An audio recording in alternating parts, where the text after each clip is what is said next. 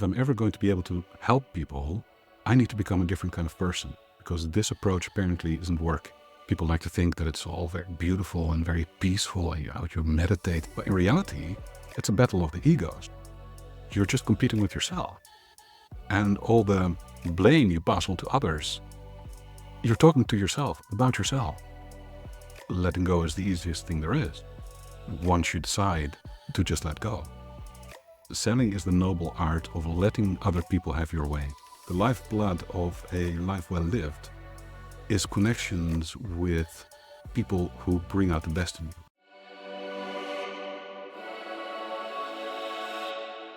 This is the Doubtless Podcast, here to help you change from a state of doubt and insecurity towards a more calm, confident, and doubtless self. I'm your host, coach and psychologist Julian, and my guests are remarkable, ambitious humans who share their stories of doubtful moments, of their insecurities, and how that shaped their successes today.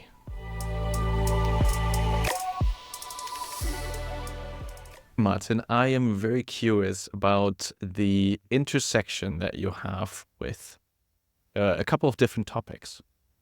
And I want to dive into especially one aspect that always gets me intrigued about the monastic life.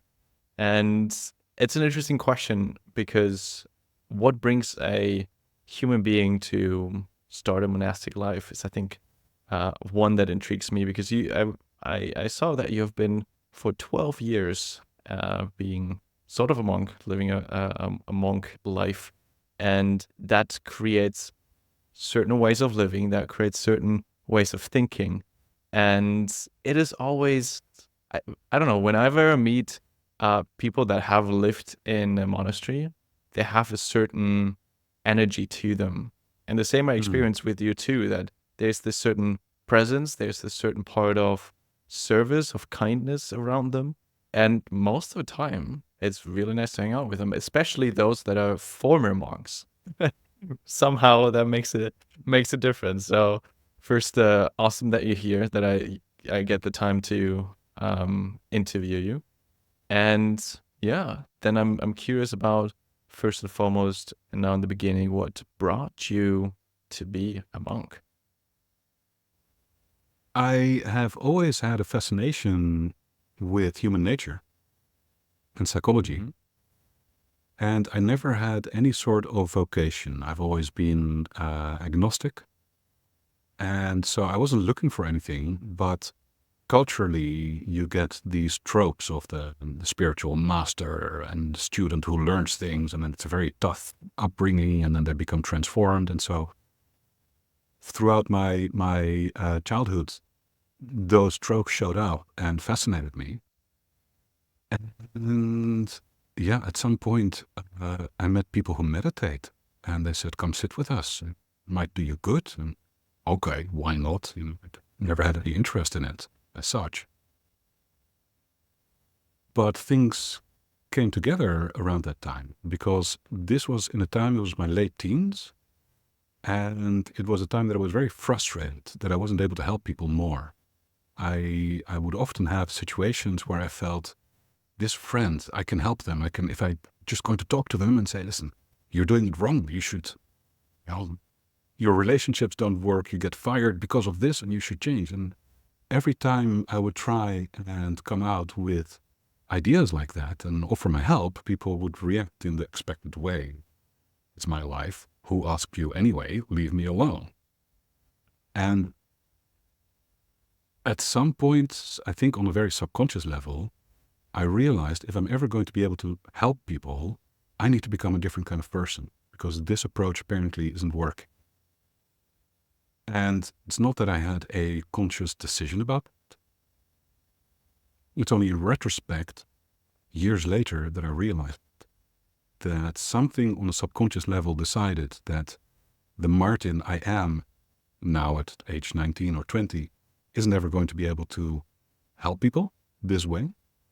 He needs to change. And around that time, I met those people who said, come and sit and meditate with us. And I did. And initially that was just once a week, and then twice a week. And then I would stay the night and help out in the house. And then ended up being part of the community and moved in. And so very gradually, over the course of a number of years, I ended up living like a monk without ever having chosen and without ever having had any vocation. It's something that showed up. I started participating. It enveloped me, and it became something extremely wholesome and transformative. And it was years after I left the monastery that suddenly one day everything clicked. That, wait a minute, I'm now helping people, and they're responsive, and they're listening, and I'm getting my good intentions out into the world. And wait a minute, I decided this 15 whatever years ago, that I had to go through this whole path of change and learning in order to get to this point where I can now coach people, where I can now help people. So it was just an organic entry, just like it was a very organic exit as well. After 12 years, I just very naturally grew out of that life and ended up being independent again. Oh, interesting. Well, but before we go to the exit instantly, I heard already a teaser from your awesome stories at the monastery. So I think there is something about this life that is very hard to imagine for someone who's not there. And so what is maybe some moments that were most difficult actually in the monastery? What about that life or some situations were most difficult for you? Ooh. That brings memories and not the fun ones. We get to the other ones later. I remember at some point halfway through, we lived in The Hague, and it had been a very difficult phase, weeks of struggling and suffering. And I decided I'm done with this. And so I jumped on my bike, and I was angry, and I rode to the beach as fast as I could. And I was just so fed up with everything. And I get to the beach, and I look up my bike, and I stand there looking at the sea, and I go, what the hell am I doing here? You know what? If I go fast, I can be back on time for the meditation. I jumped on my bike, and I pedaled like you wouldn't believe. And I got there, and I was back on time for the meditation, and I continued. And that is kind of how it was very often, that you end up feeling that it's been enough. You just can't do this anymore. There's no point. I don't want this anymore. But then a moment later or a day later, you realize these are just phantoms in my head. I have no better place to be than to be here. And those phantoms, that being fed up, for me very often, that was simply because I was upset with myself. I was frustrated that I wasn't doing better. I was annoyed that I didn't get more results with people, or that I wasn't more disciplined, or that I was blaming everybody else and not myself. And that's one of the difficult things of living in a monastery. It's a real battle zone. People like to think that it's all very beautiful and very peaceful, and you meditate and everybody loves each other because we're all brothers here working for the same thing. But in reality, it's a battle of the egos, because everybody is trying to be their best self. And the moment that you feel you achieve some level of serenity or acceptance or letting go, you then instantly feel like you've attained something. And so now I am better than the others, and you are still not listening to the instructions. And so you get this standoff, these egos competing, until finally you realize that you're just competing with yourself. And all the blame you pass on to others, you're talking to yourself, about yourself. And that was the hardest thing throughout those years, to take full ownership and responsibility over everything. Wow. It's very difficult. I see you smiling. Yeah. The phantoms that you described earlier. It's specters. I don't know exactly what yours are, but when you said that and the way you said You're it, lucky. it just it just brought up obviously the ones that I have, and it is what I had when I was just for like 2 times for like 10 days in a monastery and did a meditation retreat. But what was interesting there is that this idea, what you said also earlier, like I'll just blame other people for, oh, you didn't do this well enough, that's why I feel bad, or this didn't happen properly, so I feel bad now.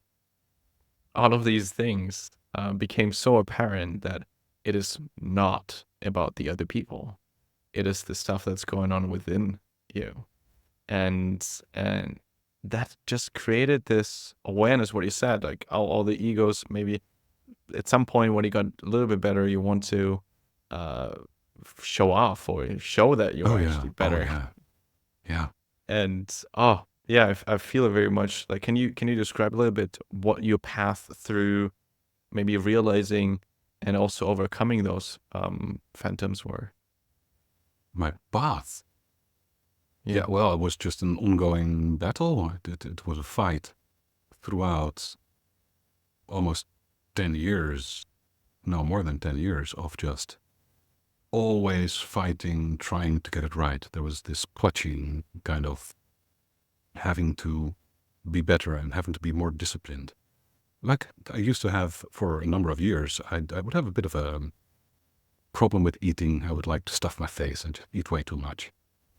And then every day I would wake up feeling bloated, going, and now we're done. This is finished. God damn it, I'm going to knock this on the head.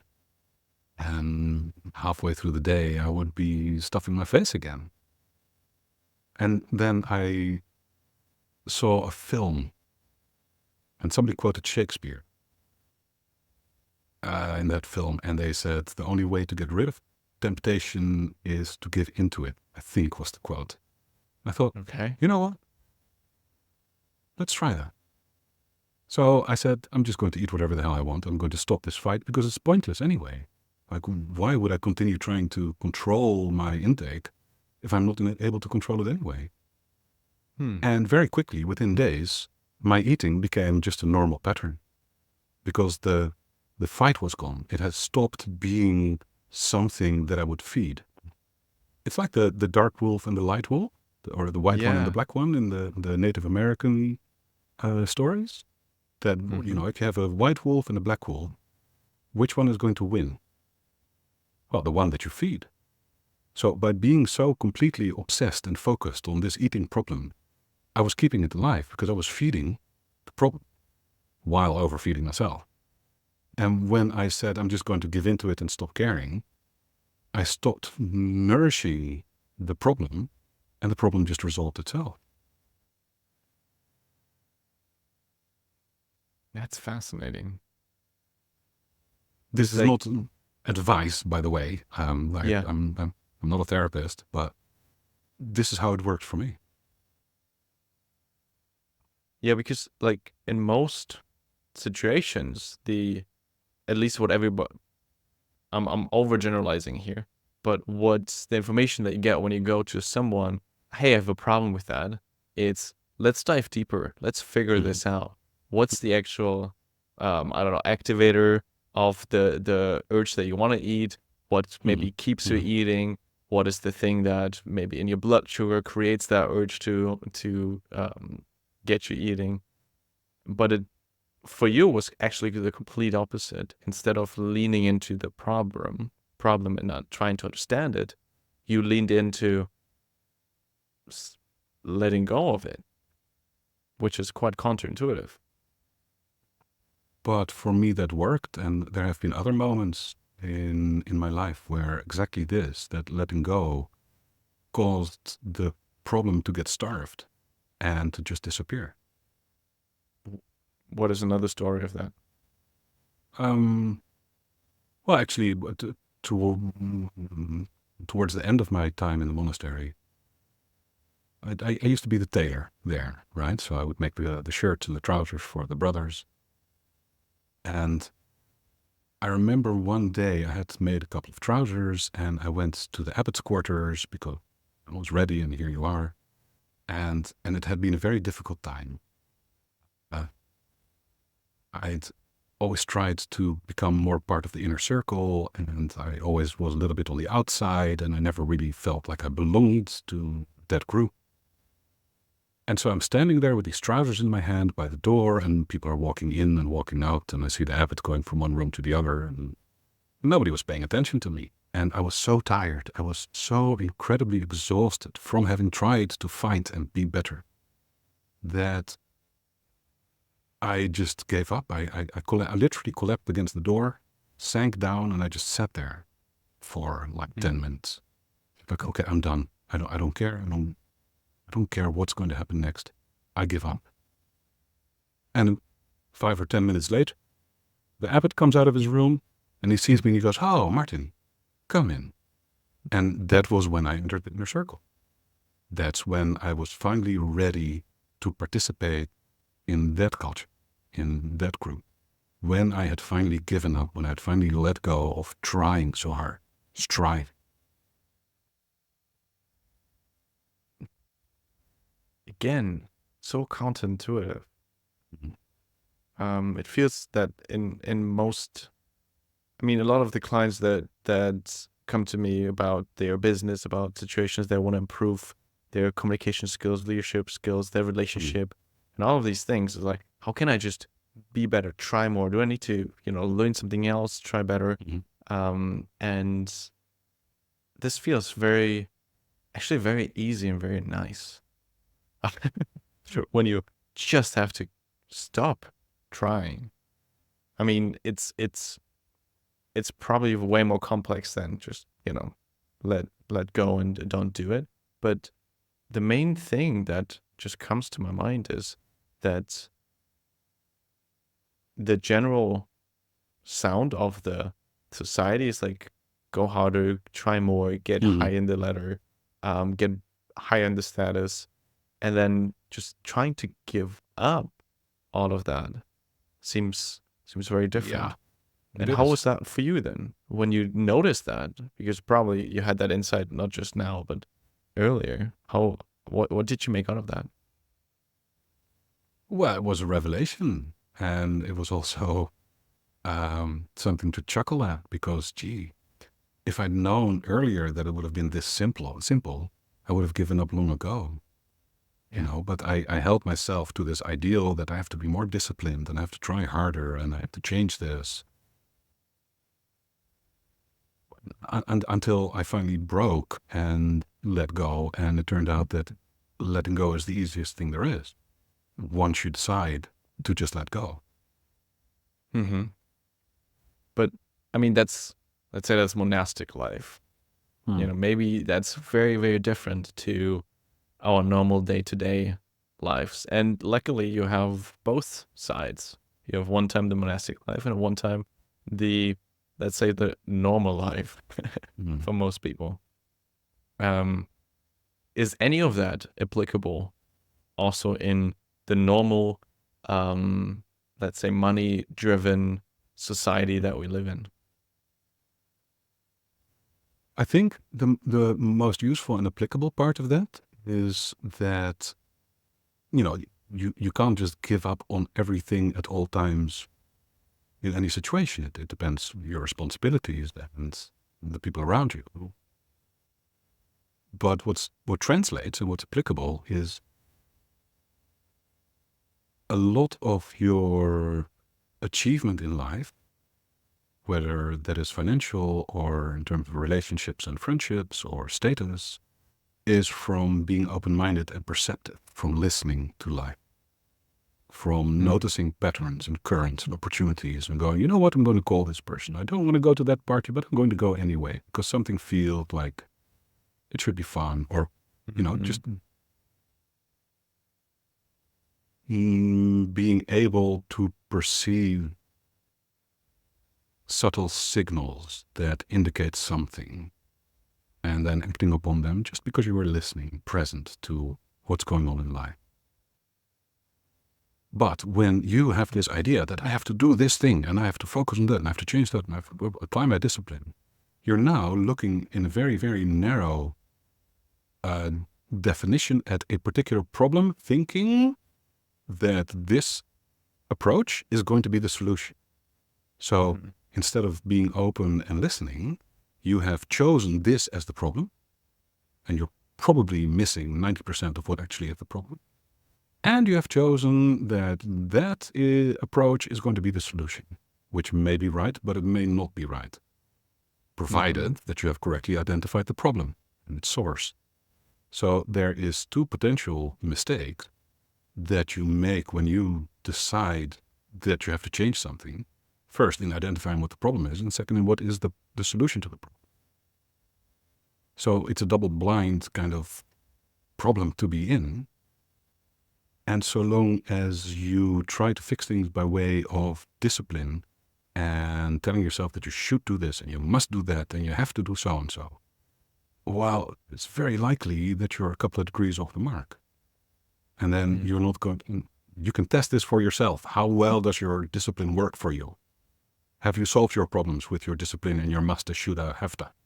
Well, if you haven't, then maybe just stand back a little bit and let go of your insistence on defining a problem. In fact, maybe the problem isn't actually even a problem. Maybe what you perceive as a problem is just a byproduct of something else, which you're not going to discover if you are very doggedly focused on this thing that I have defined as the problem to solve. I once asked my abbot, what if he had one message? It's the Tim Ferriss question. You could put something on a billboard. I said, what's one thing that you would want everybody to know? And he instantly said, listen to life. Listen to life. When there's nothing woo-woo about that and nothing, it's not even a spiritual thing. It is a very fundamental psychology, that there is an entire world of people and dynamics and currents and patterns around you, and you see just a fraction. And you perceive that whole mess of world, and you interpret it as this, and this is how I define the world, and this is me and my place in the world. And then based on that very limited perspective, you make a conclusion, and you make plan. But you're then not perceptive to more. So by focusing on one thing, you exclude everything else. If you're going to do that, you better be goddamn sure that you know what to focus on. Because what if you're mistaken? What if you're focusing on the wrong thing? What if... I used to have this frustration that I would be attracted to someone and then try to make contact, or eye contact, and I would get absolutely no response, no go. Meanwhile, her friend would be looking at me across the room going, I wish he would notice me. So by being very focused on someone that I thought was interesting, I wasn't able to perceive that there was somebody else who was interested in me.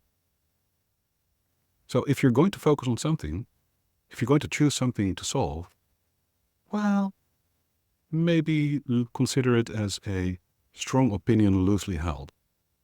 And be prepared to change your definition of what your focus needs to be on, because you just might be mistaken. Yeah. What was it, 2 years ago, I was meditating for a while, and it was, a couple weeks or months before a retreat, an ayahuasca retreat. And at some point I got a very clear sentence in my head, which I usually it's like the mind chatter that you have and just talking nonsense all the time. And then I just got a very clear sentence, which I never said anything like that before. And it was, I trust you to show me what I need to see. And that sentence resonated so deeply within me, because what I know, or what I interpreted what it was sort of, could have been the spirit of ayahuasca, could have been life, could have been something in the preparation for that retreat, but it became something way, way bigger. It became actually what you just said. When you said, listening to life, that was the thing that I was thinking about when you just said it, because the same sort of had the same vibration, the same energy behind it, because I trust you to show me what I need to see is essentially me opening up to my full vision to like, oh, what Exactly. is there that I need to see? And I need to trust that it will show up once I allow it to appear, right? Once I allow myself to listen or to see it. Yeah. So that was a very impactful idea that I just got randomly out of nowhere in this meditation, and really, really stuck with me. So that what you just said was very powerful, and it sounds a bit woo, as you just said, like, or sort of, and yeah, just listen to life is not the engineer's description of how to live life, I guess, but it's one that is very unique to everybody. So whatever that means to you, whatever it means, listen to life, or listen, or trust you to that I trust you to show me what I need to see. It's unique, and I gave it another guy the sentence recently as well, and it flipped his life also quite a bit. He was in Google ad marketing, and he was pushing and salesy and trying to get the revenue marks, and this sentence just made him completely shift upside down and say, oh wait, that's completely like stupid to always run after all of those things. What can I actually see? What's happening right now that it's way more effortless than what I'm doing now? And he saw suddenly so many more opportunities that Of course. were there all the time, but he didn't notice. Of course, but Yeah. we get completely myopic on something that we define as worthy of our full attention and even obsession. And how do you know that you got it right? Because you only see a very small part, and you have a very limited capacity for analyzing, and you're doing that based on insufficient data, incomplete data. So I like Doctor Who, right? The television series. And one of the reasons is because he's always asking, what am I missing? That question. What am I missing? That is so incredibly powerful. Once you start prompting your subconscious to bring your attention to things that are in your perception but ignored, you suddenly discover things that can be so helpful, that can be so calming or liberating, that you cannot see if you're obsessed and myopically focused on whatever topic or problem you're trying to solve. Yeah. And quite often it's just this little idea, this shift in perception that creates such a relief already. It's the same way that you had, I guess, a little bit of like, oh, I just give up. I don't care anymore. I imagine the whole, or a big chunk of that problem or the pressure that was on you was sort of lifted off a little bit. And same way that I have it sometimes too, that I was so tough thinking about why is this not working? Why can't I make this work? And this should be why, all of those struggles. Why aren't they not working? And then asking that question of what am I missing, or sometimes getting an insight of maybe it's actually showing me or guiding me in a direction that I need to go, because this is not the path. And sometimes this thought, this idea, this little shift in attention, just away from this problem that I'm so obsessing about, towards what else is there that I'm not seeing, is such a powerful one. Yeah. And what is, now that we went a little bit into some of those, let's say, difficult experiences that you had in your monastic life, what are some of the great experiences that you had? When I got frustrated and fed up and decided to give up, and then everything changed. That was a great experience. How did everything change? Like, what changed? Well, like I said, the abbot recognized that I'd finally let go and I was let into the inner circle, which was a whole different experience. Um, that was very powerful. The visceral experience of Jane simply from finally, in the end, all that striving and fighting is just a deep sense of self-obsession. You're so focused on how to be better, and you're making it all about yourself. You're completely obsessed with your own performance and your attitude and your thinking, and I have to stop thinking about my thinking because I can't think about, it's an endless mindfuck that is all about me, me, me, me. Until you realize that if you let go of that and you listen to life, you focus on people, you open your perception to awareness of things that were outside of your field of vision, then suddenly your whole world becomes much lighter, much more creative and manageable and beautiful. But you don't get that if you're constantly obsessed with yourself. And that is the human condition, is to always be thinking about ourselves. It's a real curse. I don't know who made us, but they had a mean sense of humor.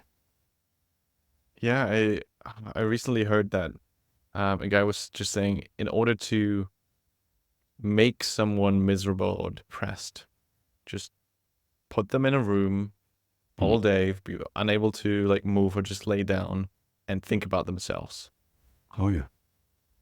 And eventually, yeah, you just don't want to do stuff. You're not happy anymore. The solution is for me always found in focusing myself on other people.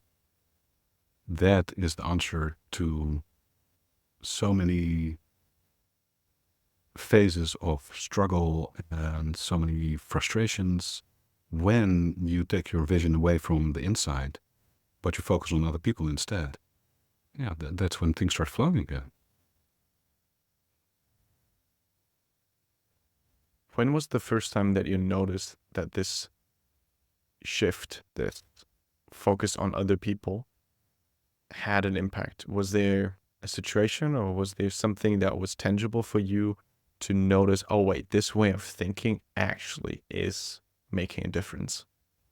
I don't remember any specific event. Okay. I did remember have an experience a few years ago Okay. where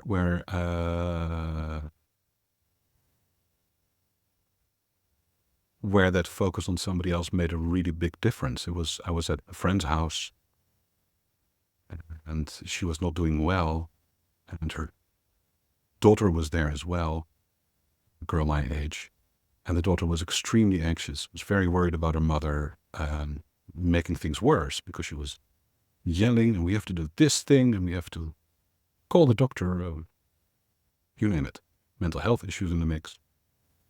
And this daughter, trying so hard, being so obsessed, trying to fix it, was making the situation a lot worse for her mother. So I turned to her and I took her hands and I said, listen, I see you. I understand how painful this is and how frustrating and how much you want to help your mother. But with this, you're not helping. We need you. We all need you to calm down a little bit, because we can fix this. We can manage this. We're all here to help you.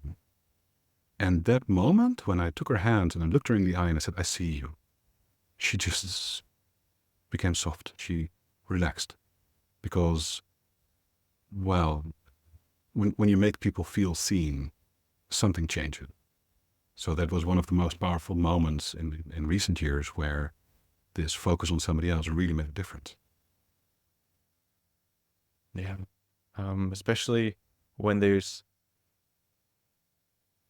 this person that is obviously trying to do everything right and Mm. maybe live up to expectations from other people Oh, or yeah. themselves, Or themselves, mostly, mostly themselves, of course.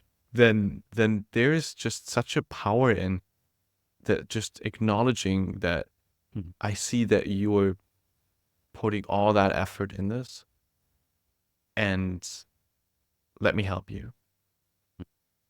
And just by that, it's, I see it so many times that people just can relax fully.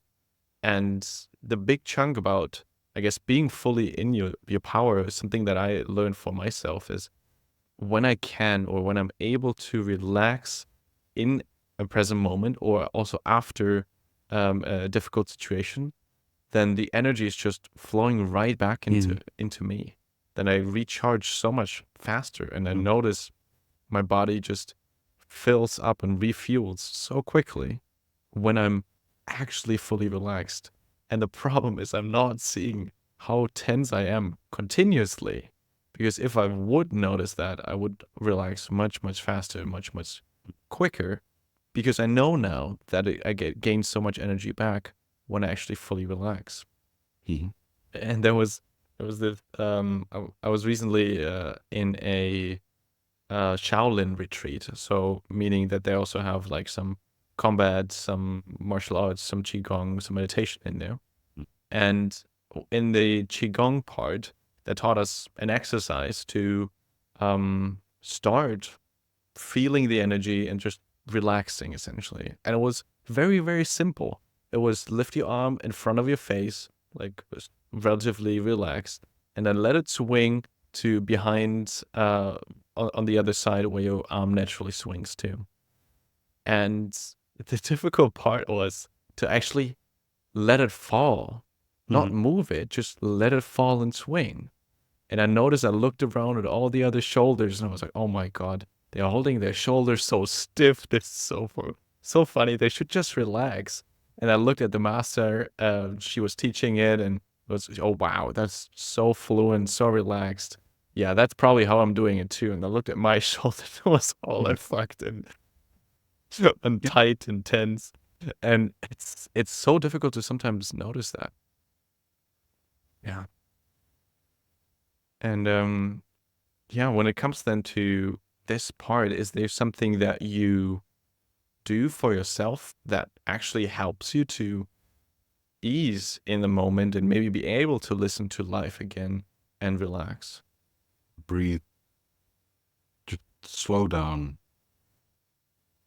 Pay attention to your breathing. That's really the core of everything in terms of self-care, whether I go for a walk or I do yoga or I meditate or I just sit back for a moment and take the pressure off. Just breathe for a moment. Be aware of it. Be aware of the breath, or be aware of the pressure? Mm. Be aware of your breath, be aware of yourself, be aware of your thoughts. But everything starts with this awareness of your breathing. I don't really have any practice. I don't meditate much at the moment, Mm-hmm. but I still have well,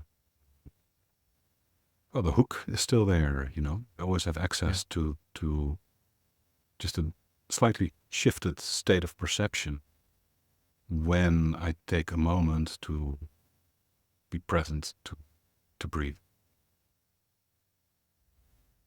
And I noticed that I have I don't know if most of the time, but sometimes the awareness that I notice I'm feeling tense, pressured, or stressed in some way or form or shape.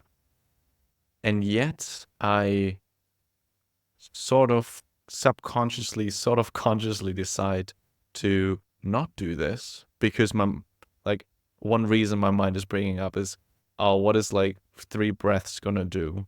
What is, 5 minutes of meditation before you jump on the I next don't have call time for really that. gonna do? I'm busy and Exactly. yeah.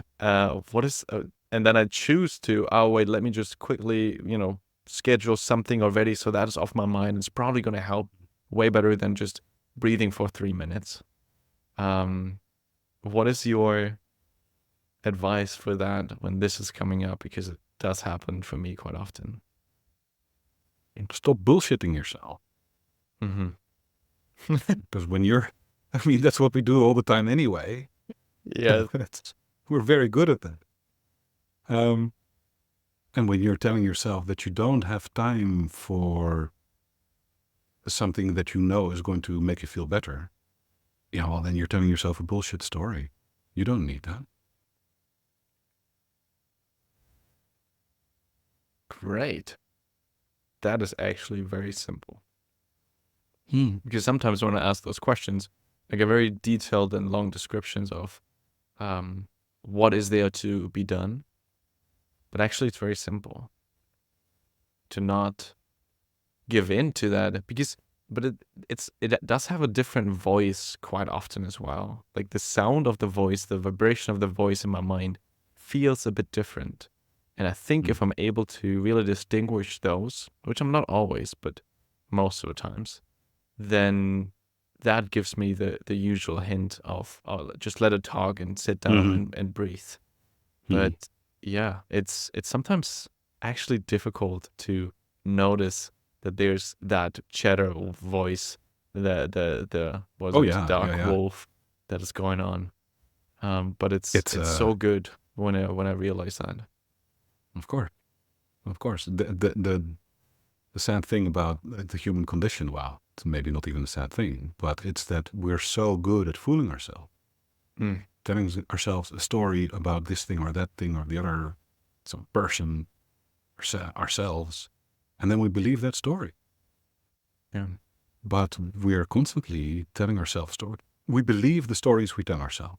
We meet someone who treats us badly, who's very rude or unfriendly. I go, what an asshole. And yeah, maybe in that moment that is an asshole.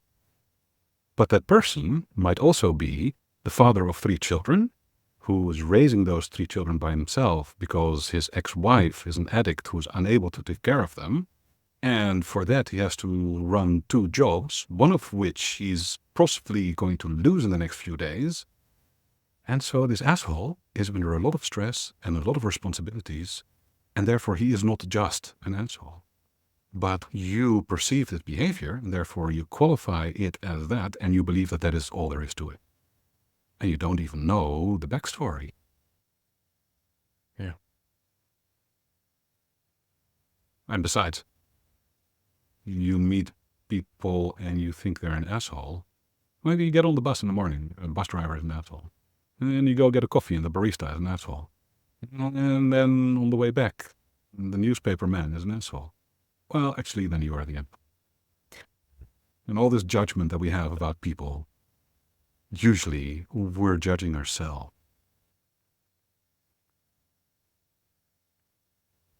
What exactly do you mean by that? Well, we project our own discontent and disagreement onto other people. It's very easy to blame others for the state of the world and the way people behave and the way you get mistreated. And all of those things exist and are real. But actually, what seed of that emotion and judgment exists in yourself about yourself? Can you judge somebody for their behavior without faulting yourself for that same behavior? Are you sure you're not projecting your own discontent with your fallibility onto other people?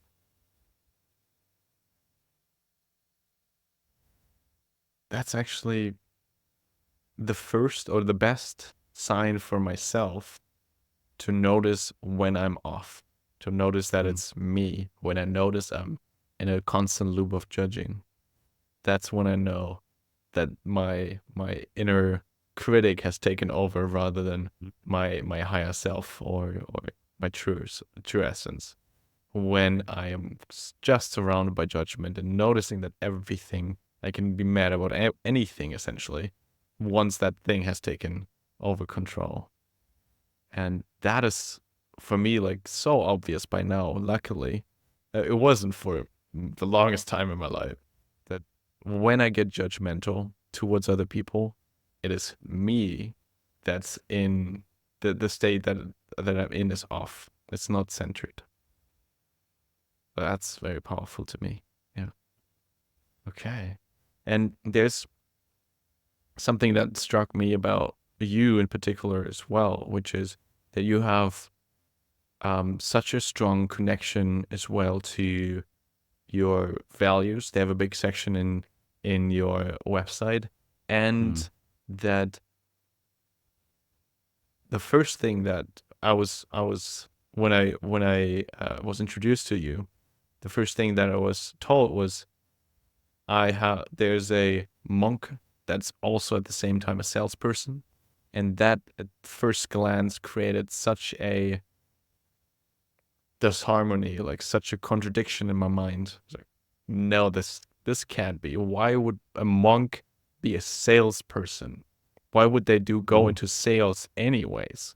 Like, that's not anything spiritual. That's not something that they should interact with. That's more like sleazy sales business. Why would anyone from a monastic background go into that area? Well, I'll explain once you come to the dark side. Please, can you clean up all those judgments for me? Well, I'm not a salesperson. I'm a sales coach. And the reason that I get to live with myself doing this work is, like you said, because of values. So obviously, because of my background, I have moral and ethical standards. I have values and integrity that I try to protect and uphold and to live by. And the selling part actually is something that I learned in the monastery. Yeah, because there I was often responsible for volunteers. So I had to work with people, whether it was on building projects or in the tailoring studio. People would come and help, and volunteers are wonderful people, but they're not employees. Right? So you cannot boss your volunteers around. So I always had to find a way to get collaboration from people without trying to force them or push them. So for many years, on a daily basis, I had to figure out how I get people to want what I consider necessary, or what the organization considers.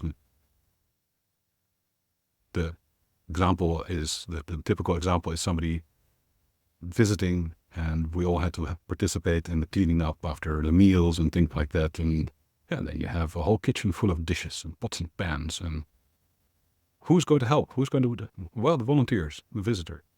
You go into the garden, and there they are, sitting, belly full, very relaxed in the sun or in the shade, meditating after the meal. Hey guys, can you come help with the dishes? Yeah, once we're done meditating. Yeah, but in 4 hours we have another meal, and then the kitchen needs to be prepared so that the new crew can come in and cook the food. And so, can you do it before you finish your meditating? Or maybe doing the dishes can be a way of meditating. Or I always had to find some way to get people to collaborate and participate and comply.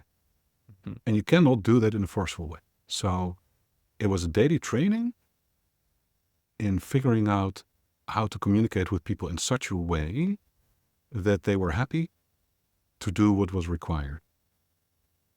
That is a way of selling. That is,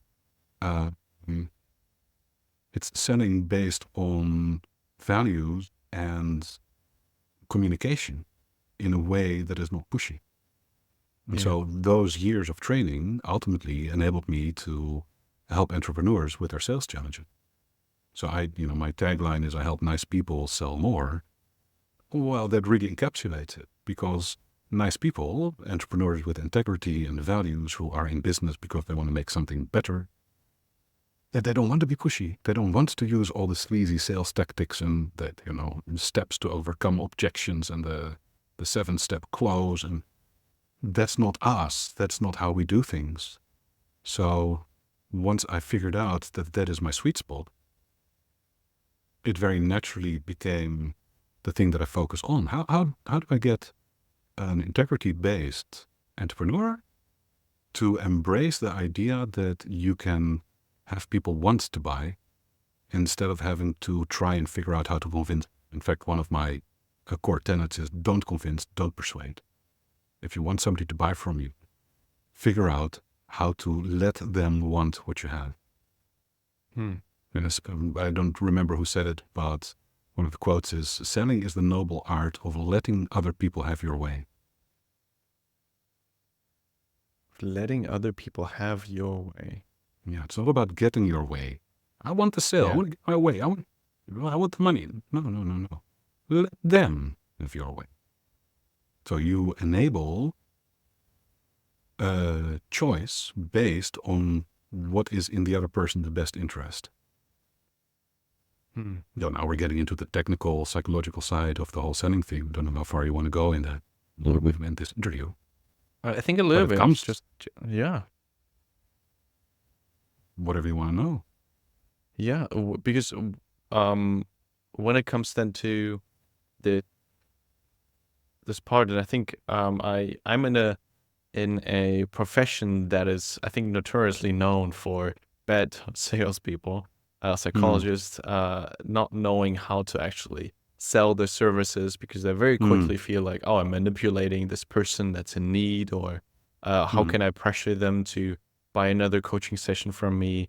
Like, there comes a lot of this insecurity in that space, I think, and I have certainly been there, partially still am there, and I think then the part is, I think, really important to actually understand where there's the part of, hey, how can I still make sure that they get what they need, and at the same time not let them maybe drop out because life gets super busy, because that's something I recently talked with a couple of colleagues about.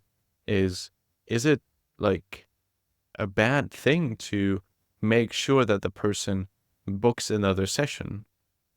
And there was actually an interesting conversation about that, because quite some people were like, yeah, I'll just let them know, here's my link, you can book it for next time whenever it suits you, like really low key, low threshold. They can do whatever they want whenever they want. Yeah. And I think that is actually still the mainstream. That's how, at least now in terms of online sessions, that's how the mainstream goes. Hey, just have my link, book the next session whenever you can. However, I noticed myself and a lot of other people that the clients that you have a good connection with and that are really in need of some sessions and some coaching or some therapy are still not booking next sessions. And then course what not. exactly? Yeah, Because that what you you're said. giving them a link and you're giving them a little friendly hand wave saying, bye, let me know if you want any more. Well, of course they're not going to book any session. Yeah. For one thing, because in treating the situation like that, you're not showing any leadership. So how would they then feel inspired to come back to you for more of your guidance if you're not showing up as a leader? And of course, in therapy and in coaching, there's a very fine line to walk where it comes to leadership. But as the coach and as a therapist, just the same as the seller, you are responsible for the other person's choice. You are the steward over that person's next step and over them making the best choice in terms of what is best for them. That is a leadership responsibility. Now, you can go all the way to the dark side and say, you need another 4 sessions because otherwise you're going to kill yourself. Well, now you're manipulating, you're bossing people around. You can also go all the way to the other side and go, here's a link and let me know if you want anything else. But then you're not helping. The middle way is to have a conversation with your client or your patient where you make it very clear, hey, there is the option of continuing this relationship. There's the option of 1 session or more sessions. I would like to have a short conversation about what is your best choice. Is that okay? because there are some issues that have been resolved. There is a development that you've initiated, which is extremely promising. And I fully commend you for having gotten this far. When you leave this room, when we get off the Zoom call, there is a choice for you to make to continue engaging in this process. Whether you do or not is up to you. I am not your boss. I'm not here to tell you what's best for you, but I want to make sure that you have all the relevant information and insight to make the best decision. Maybe that is to book another session next week, maybe in a month from now, or maybe to continue on your own for a while. Whatever the choice you're going to make is fine by me, but it is my duty and responsibility to make sure that you have all the relevant information and insight to make the best choice. And now you're taking a leadership position and you're giving people their autonomy. You're showing them you're the boss in your own life. And I'm just here to make sure, to help you to make sure that you make the right decision for yourself. And now suddenly you've turned the whole icky sales thing into an act of service. So let me just write that down word by word. Read it on my blog. It's all there. No, that's honestly, that's I think that's the direction that a lot of my ideas were going to. Like I'm now actually actively changing that process of, let's say, properly onboarding also a client when they're new, that they know how this works. And exactly what you said, what was, I think, very important or interesting to me was giving that autonomy, still like being very transparent of what you think is best, or like what your idea of is, and they have all the information that is necessary to actually make that decision by themselves. And the way you portrayed that was very clear, very convincing, yet I had the client, I'm playing that now, full responsibility of what the next steps were. And actually it instilled, or was the energy instilling some responsibility for themselves, which is always the way to go with my coaching clients as well, right? You want them to take over that responsibility for their life, because then they can move on and I eventually am obsolete, which is obviously the best case, actually. Exactly. If you're a coach, if you're a therapist, your job is to get fired. If you tell people what they need and what their best next steps are going to be, you're creating a dependency. Because instead of provisioning insight that enables decision-making and autonomy, you're kind of putting people in a prison. This is what's wrong with a lot of traditional selling. It is telling the other people what's right for them. But that's actually kind of like a prison. And that's a terrible thing to do to people. And it is very ineffective because it triggers all kinds of resistance and psychological reactance. And then you get the problem that you create dependency. And your client, student, patient doesn't get the help they need in terms of figuring things out for themselves. So I turned that around. Yeah. Let people That's make very up their own interesting. mind. And I'm just Yeah. there to help make sure that their choice is their best choice.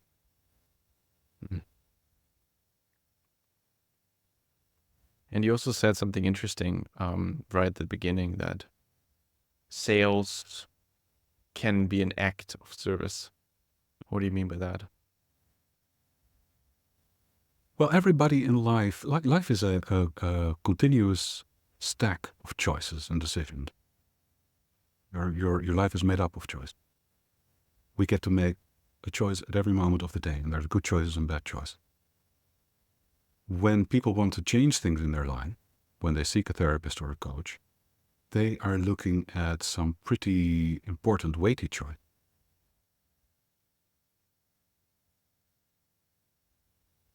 And,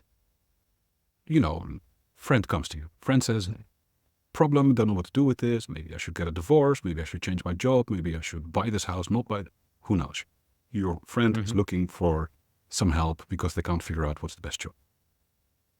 well, then you have a conversation and you ask some questions and you have them see the issue from a couple of different angles. And then they get clarity and they go, you know what? I know what to do.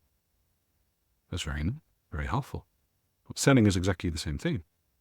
You serve your buyer already before they buy from you in getting the clarity they need to make the right choice. Maybe that's hiring you. Maybe it's not hiring you. Whatever is the best choice is the best choice. Not my business to tell you what is your best choice. It only becomes my business to help you once you buy from me. But up until that point, I'm here to serve you, to make sure that whatever choice you make is your best choice. That's interesting. So That especially is service to me.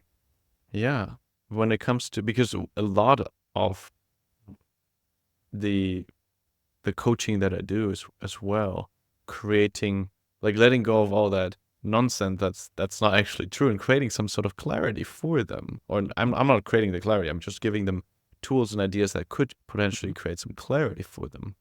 And the way I also onboard somebody is by having a free coaching session and then showing them if that's actually useful for them. So in a way, what you're saying now is giving them an experience of what value you can give them already. And then through that, creating this really nice fit, because I also don't want to work with clients I cannot help. And so I feel like that's exactly what you were just saying. The sales process is sort of the act of service, creating clarity. And then you figure out for yourself also if that person is the right fit for you, I presume. Of course, yeah, of course. You're not there only for a buyer to figure out if you're the right choice. You want to make sure your buyer is the right choice for you. Because some people, well, maybe their values aren't aligned with you. Maybe their challenges are not your favorite kind of problem. Maybe there's something wrong in their attitude, or maybe there's external circumstances in their life that would prevent them from getting the benefit of your work. There's all kinds of reasons why somebody is not an ideal client. And you want to be sure that the people you enroll are people that are going to benefit massively from your work. Because you're not just there to take their money. You're there to make a difference in people's lives. And if you identify something that is going to make it difficult or impossible for them to get those benefits, well, you want to know that, don't you? Yeah. Because otherwise you might end up with the wrong client. And then the only thing you get is the money. Oh, you get the frustration as well. Woohoo.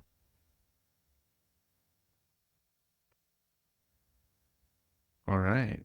So I think that's nice. So I think really that's something that a lot of coaches or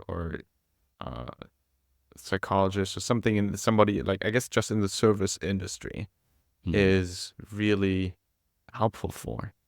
Because understanding this comes, I think, with a lot of benefits that it's not about your self-esteem. It's not about how good you think you are or not. It's about actually what you said early on, this insight that you had in the monastery of like putting the focus on how to help actually others and away from you gives you this idea of, okay, how can I just serve this person? And through that, essentially go in a better sales process than if you would try to, let's say, manipulate the other person to buy or something like that. So I feel like that's a very valuable lesson to understand that this can be actually the act of service, the sales process. That's, I think, a Now, very careful. valuable idea. That too is a form of manipulation. Right? There is no way that you cannot manipulate. So you see the cloud moving through the sky. That's the wind manipulating the cloud. If you eat food, you manipulate the food into your mouth. You cannot not manipulate anything or anyone. Everything is a form of manipulation. From Latin, manipulare, to move things by hand, I think is the translation. The question is, how do you influence people? How do you manipulate? And with what intention? If your intention is to get your win, to get your contract, you might not be in integrity. If you do it by way of cleverly stacked logical, psychological mechanisms, it's not so nice. Whereas if your manipulation, in quotes, is based on the other person's best interest and their best outcome, and you use communication devices and mechanisms that serve the other person in creating clarity that enables a decision, well, then there's nothing wrong with manipulating. In fact, you are being helpful, you're being serviceable.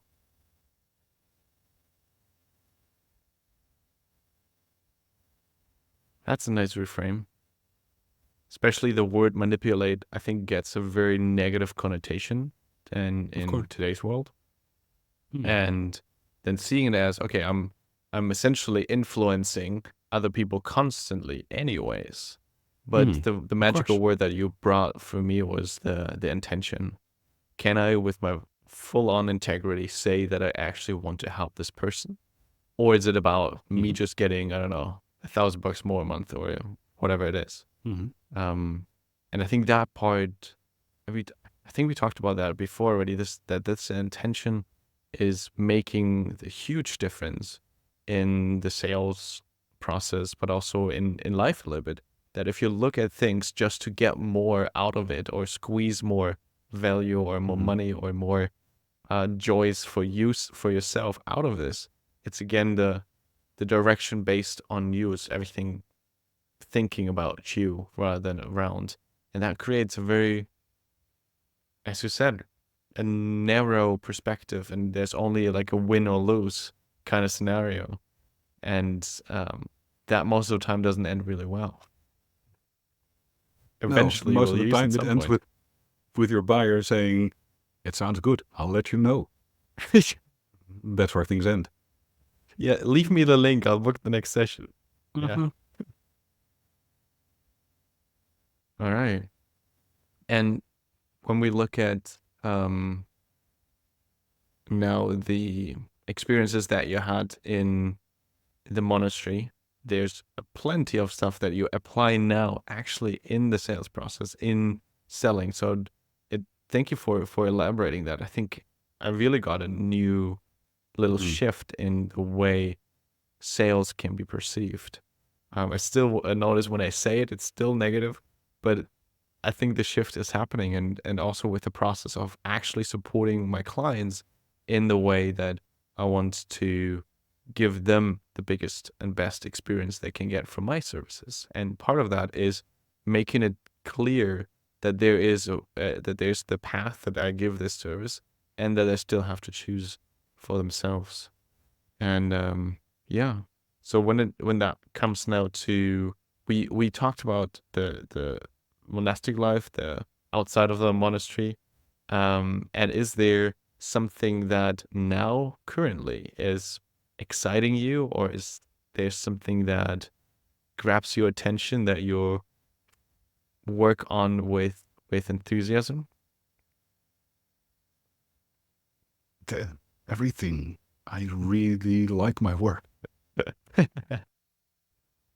Maybe I it's love the wrong creating question. things. What's the most Yeah, at the it's moment? Right now, I'm spending a lot of time meeting people in Malaga. I live about an Mm, hour east of Malaga, and yeah. I never realized what kind of an entrepreneur community there is there. And a couple of months ago, I started going to the rooftop meetups with talks, and then there were breakfast meetups, and it's fantastic. There are just so many lovely and smart and driven people. And I found this whole culture, whole network of people like me that I get to hang out with, because in the village that I live, there's not a lot of people like me. It's a very simple, friendly place with a lot of tourists, and I don't get to meet entrepreneurs who are building a startup in my town. And so now I get to go to Malaga every week and I meet all these people, and it's wonderful. I'm also really excited about a podcast I started a few weeks ago with a daily 2-minute episode, and finding my feet, figuring out how to make it efficient but also useful. And that's a lot of fun. Oh yeah, I see it now every day popping up in my LinkedIn feed. A new video from Martin is coming up with a new quick sales tip.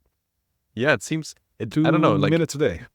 yeah, and I saw that you have at least on YouTube like a bunch of videos already recorded, so I can see how effortlessly you record them. Just stand in front of the camera, talk in one take, and it just Production happens value to 0. Just yes. hit record and start talking. But it like works so well, right? It's actually nice to listen to a person who can talk for 2 minutes without having to like cut every other word. Right? Because that's actually what the good speakers, the good people can do, that they don't have to continuously rethink and have to get their thoughts together and have Yeah. that problem. So that's actually high quality but low production value. Yeah. Well, thank you very kindly. That is Yeah. friendly. That's at least how I see it. Yeah.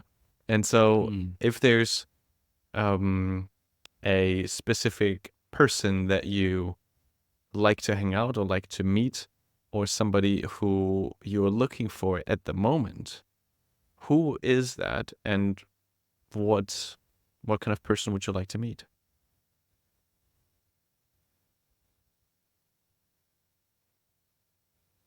There's many different directions that question can be answered in.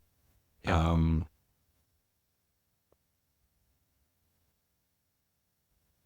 So Seth Godin has this saying about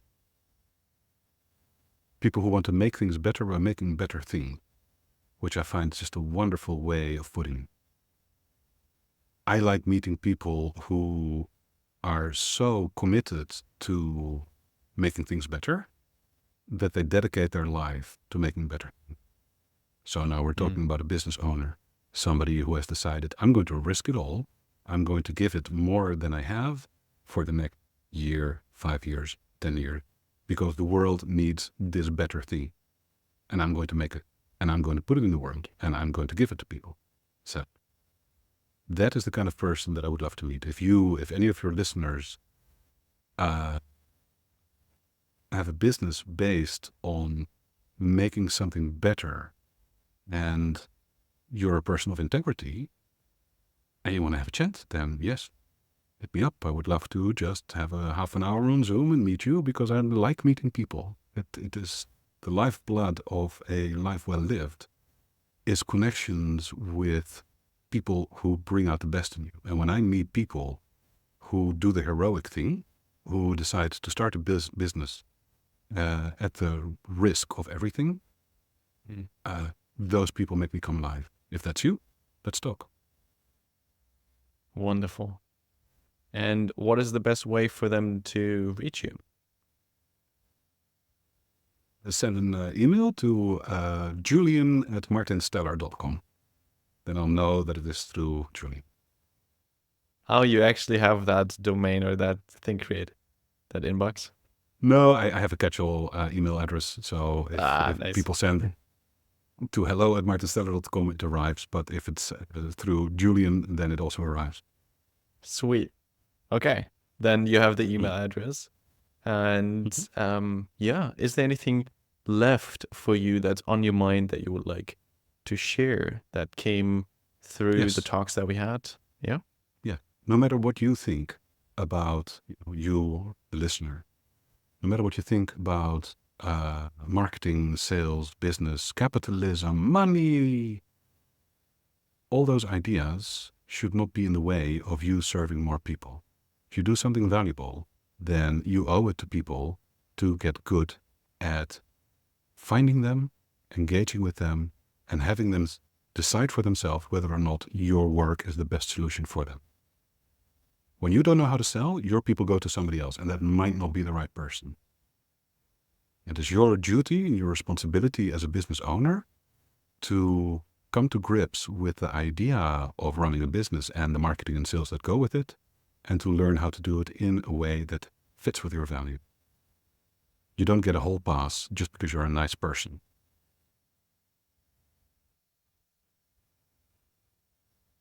That are I'm having difficulties now saying something because these were really fascinating, good words at the end of this podcast. Thank you so much for sharing your valuable message. It definitely got me to think. And I find it very fascinating that you could really translate so many stories, so many occurrences from the monastic life into the day-to-day of the normal life, the normal people's life. And I think there's a lot that one can take away from it. And I definitely want to share that with my colleagues, the part of how to sell as maybe service-based or service provider in some way, an act of service, or shape or form. Exactly. Because I see so many people struggling with that. And this was just such a nice way of bringing that across with confidence, with taking responsibility and ownership of the process, and yet giving the responsibility to the other person, deciding what's best for them. And that was very valuable. Thank you so much for your conversation, Martin. Thank you.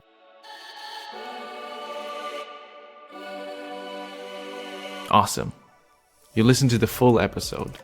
Your investment to a more calm, confident, and doubtless self. Now you can make a commitment to yourself and help others discover this podcast. Simply by subscribing and following the podcast on Apple, Spotify, and YouTube. I hope to see you here soon again for the new episode dropping every other Thursday. Talk soon.